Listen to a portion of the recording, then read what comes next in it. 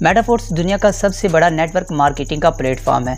इसमें लोग थोड़ी सी इन्वेस्टमेंट करके अपना बिजनेस स्टार्ट करते हैं और इससे पैसिव इनकम कमा रहे हैं। इसमें Matic coin as a network fees use होता है और डाई स्टेबल कॉइन में हम इसमें इन्वेस्टमेंट करते हैं और डाई स्टेबल कॉइन से ही हमारी अर्निंग होती है।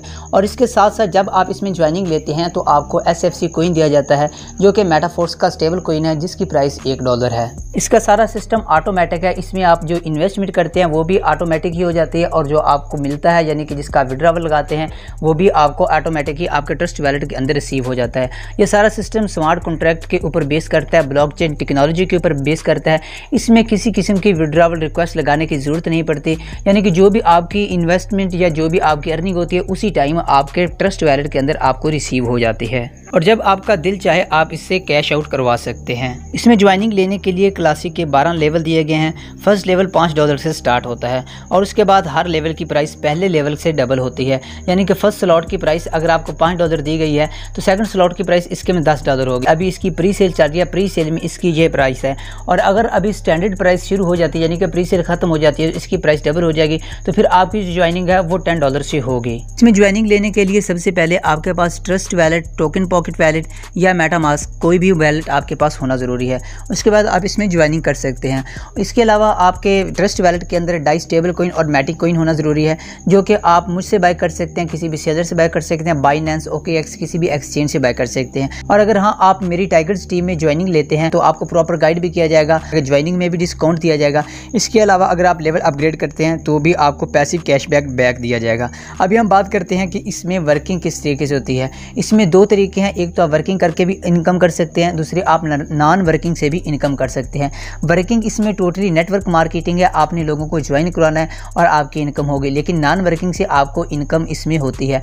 नॉन वर्किंग इनकम लेने के लिए आपने किसी अच्छी टीम के साथ ज्वाइन होना है, आपका अपलाइनर अच्छा होना चाहिए जो प्रॉपर गाइड भी कर सके और जो बंदों को ज्वाइन भी करवा रहा हो। तो जो नॉन वर्किंग इनकम है, नॉन वर्किंग इनकम आपकी टीम की वर्किंग से होती है और आपके अपलाइनर के वर्किंग से होती है। अगर आप नॉन वर्किंग इनकम करना चाहते हैं तो आपको S6 की स्लॉट बाय करनी पड़ेगी।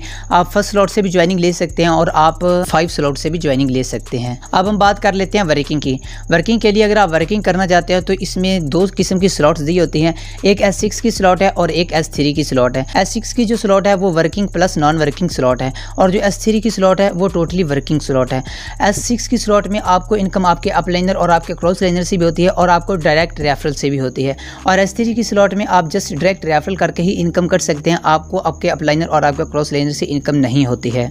अगर आप इसमें ज्वाइनिंग लेना चाहते हैं, फ़र्ज़ करें आप फर्स्ट स्लॉट से ज्वाइनिंग लेते हैं तो आपको फर्स्ट S6 का स्लॉट दिया जाएगा, यानी कि इसमें हर 2 S6 के स्लॉट के बाद एक S3 का स्लॉट आता है।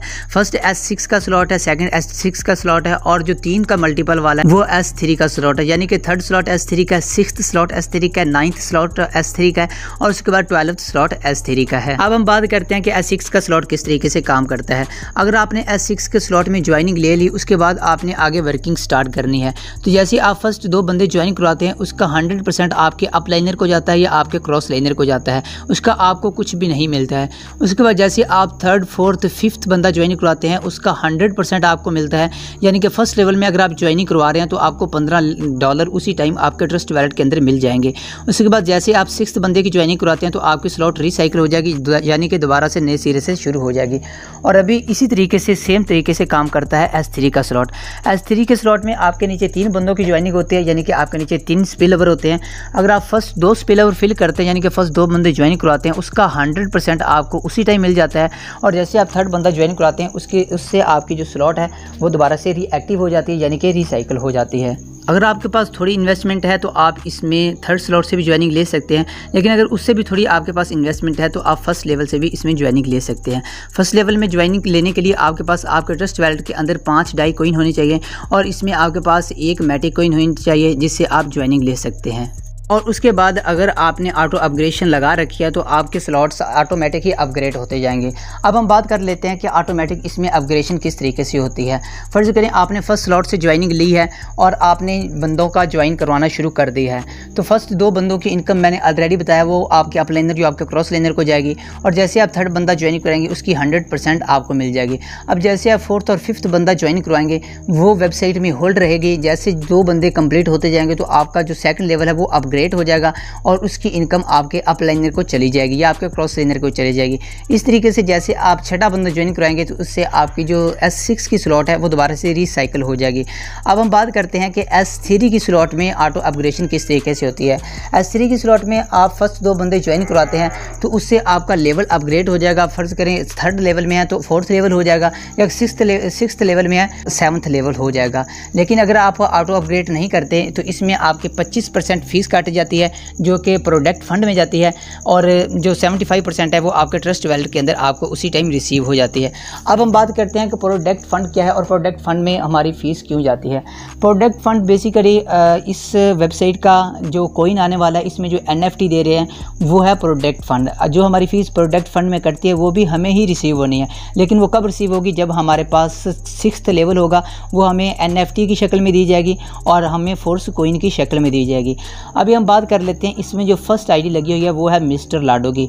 फर्स्ट आईडी के ऊपर तो कोई अपलाइनर है नहीं, तो उसने जो फर्स्ट 2 बंदे ज्वाइन करवाने हैं उसकी इनकम किधर जाएगी। उसकी जो फर्स्ट 2 बंदों की ज्वाइनिंग की इनकम है वो जाएगी प्रोडक्ट फंड में, और जैसे ही उसकी रिसाइकिल होती है आईडी, यानी कि छठे बंदे की वो ज्वाइनिंग करवाता है या 3 की स्लॉट में तीसरे बंदे की वो ज्वाइनिंग कराता है तो वो भी प्रोडक्ट फंड में ही जाता है, जो कि हमें 6th लेवल के बाद NFT की शक्ल में हमें मिलने वाले हैं, फोर्स कॉइन की शक्ल में हमें मिलने वाले हैं।